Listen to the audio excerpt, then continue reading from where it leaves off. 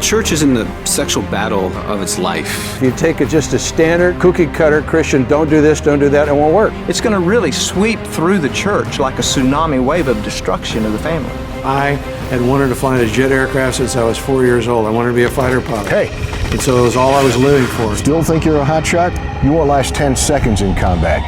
You know how to fly, but you don't know how to fight. You have to understand how the enemy is personally bushwhacking you. Alpha Bravo, this is an ambush. I'm rolling in. I was an alcoholic. I was a sex addict. I was completely out of control. Like I had a rope around my leg, they have a noose around their soul.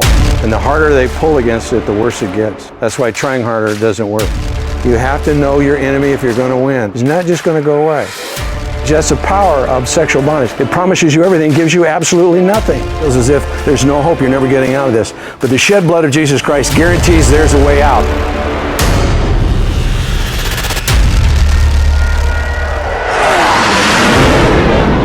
God guarantees you. His word is very clear. The curse will be visited the third or fourth generation. We will create trails in our brain that are just going to fire on an automatic sequence. You're fighting for the very lineage that God gave you. What a man does in life becomes history, but what he puts into motion becomes his legacy. And if you will break this curse, then your sons and your daughters have a better shot. It took me 3.5 years, but I'll tell you now, you know what I'm having the joy of? Is sweet revenge.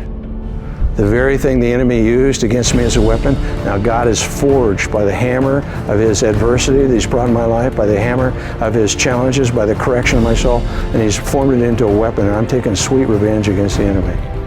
And that's what God has for you.